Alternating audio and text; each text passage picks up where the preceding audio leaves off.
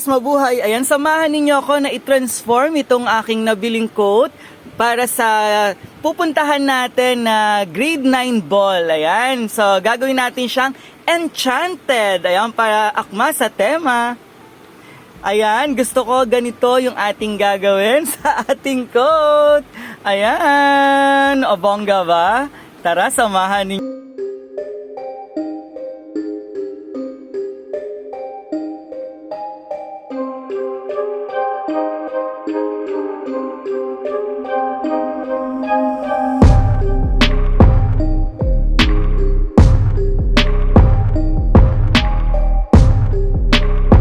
Ayan, mula sa online seller, nabili ko lang siya ng 1,200 pesos. Ayan, dahil hindi naman siya brand new, pero tingnan niyo yung kanyang itsura. Sobrang ayos pa, parang hindi siya nagamit. Ayan, tingnan niyo naman. So, sobrang ang ganda rin ng tela niya at fit naman siya sa akin. Ayan, medyo nagbawas lang tayo ng bewang. Ayan, ng tiyan dahil medyo lumaki yung tiyan natin. Ayan guys, so ito yung nabili ko naman na pattern na gugupitin natin at itatahiin natin dito sa ating coat. So sa coat natin, yung nasa taas and then yung nasa baba naman, ayan, ilalagay natin sa pants. Ayan, so pinag-iisipan ko muna kung ano yung part na gugupitin natin. Ayan.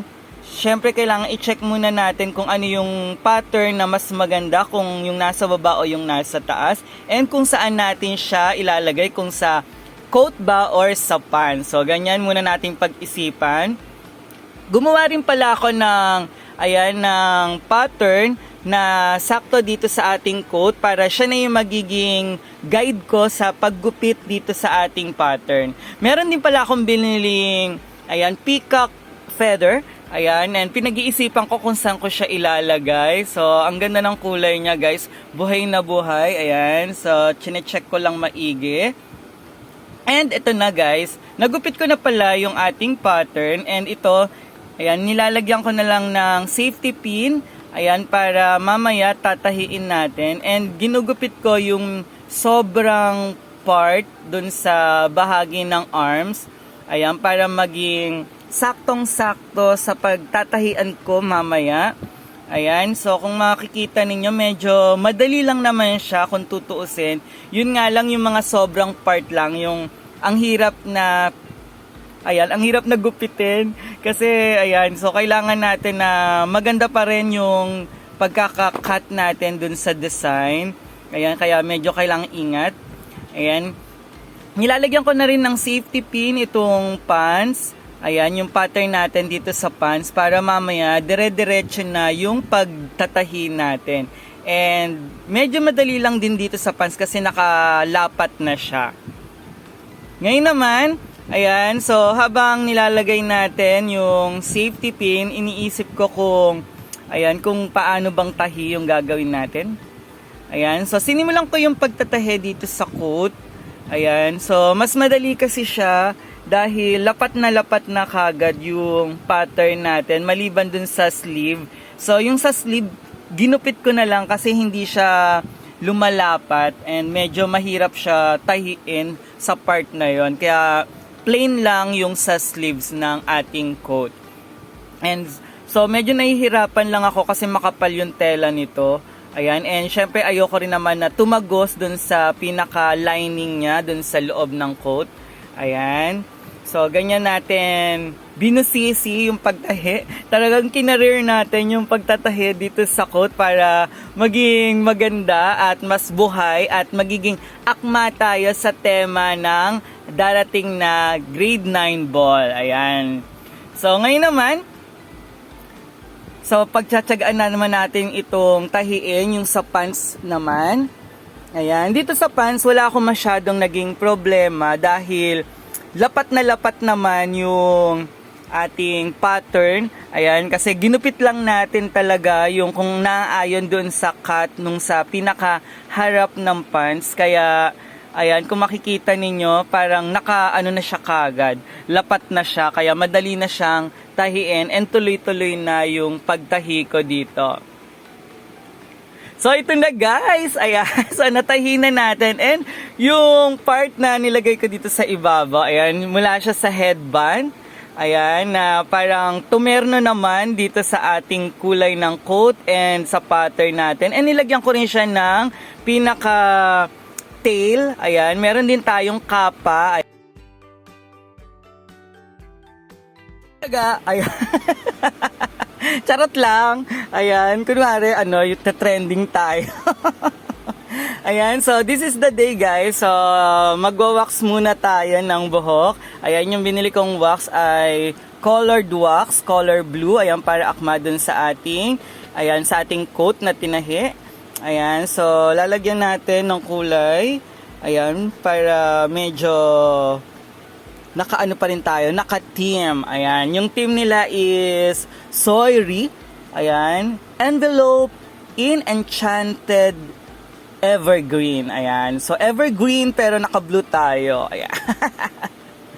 So, ganito maglagay. Ayan, yung nagustuhan ko yung wax na to dahil after nating ilagay, ayan, so medyo mahirap lang siya i-apply sa buhok. Parang mas dumidikit yung color sa kamay compare sa buhok natin. Ayan guys. And ang nakagustuhan ko dito is after mo siyang mailagay dito sa buhok, after natin ma-apply sa buhok, ayan, pwede natin siya i-blower, ayan, para nangaayon sa shape or sa ayos ng buhok na gusto natin. Ayan, nilalagyan ko lahat ng part ng kulay blue, ayan, para maganda na pantay yung kulay sa buhok natin ng color blue. Ayan, yung wax niya, ganyan siya guys. So, tignan ninyo. Kasi sobrang dami na rin ng puti ng buhok ko, kaya naman kailangan talaga natin maglagay. Kasi nakalimutan ko rin magpunta sa salon para magpa hair color and sobrang dami na ng puti ng buhok ko. Kaya ito na yung best na gumamit ng colored wax. Ayan, at least nasa ano pa rin tayo, pasok pa rin tayo sa team ng grade 9 ball na pupuntahan natin today. Ayan, so tingnan niyo, medyo nahirapan lang ako sa pag-a-apply sa lahat ng part kasi yung buhok ko ay medyo, ayan, kung makikita ninyo, hindi siya pantay-pantay, may mahabang part. Ayan, dahil medyo manipis na yung buhok natin, kaya meron part na talagang tinatakpan tayo. Ayan, meron tayong mga sikretong dapat na takpan. And naglagay pala ako ng lipstick, ayan, ng NV lipstick dito sa ating lips para mag-color siya and para mamaya mas okay na yung lambot ng ating lips para lip gloss na lang yung ilalagay natin. Ayan, so talagang nilalagyan ko mabuti yung ating buhok. Ayan, so buti naman na nalagyan na natin at ina-apply na lang natin yung, ayan, binoblower na lang natin para sa shape na gusto ko na magiging ayos ng buhok natin. Ayan, so ganyan tayo mag-ayos ng buhok. Ayan, so sinishape ko lang nung naayon sa gusto ko dahil medyo mahirap ayusan yung buhok na medyo malakalpad na yung ating airport. Ayan guys, so ito na yung magiging ayos ng buhok natin. So ready na tayo. So lilinisin lang natin yung part na medyo lumagpas-lagpas. Ayan, napapansin niyo. Ayan, tinanggal ko lang para hindi naman masyadong pangit tignan or masagwa tignan dahil nga may mga lagpas ng colored wax. Ayan, sa ating hairline. Ayan, sa ating paliparan. And dito sa guhit ng ating, ayan, ng ating buhok. Ayan. So, ayan guys, so ready na tayo. Nandito na tayo. Nag-grab na pala ako kasi inabot tayo ng 3:30 sa pag-aayos. And ayan, nandito tayo sa NLEX going to Manila Hotel. Ayan, ito na yung pinakamabilis na way.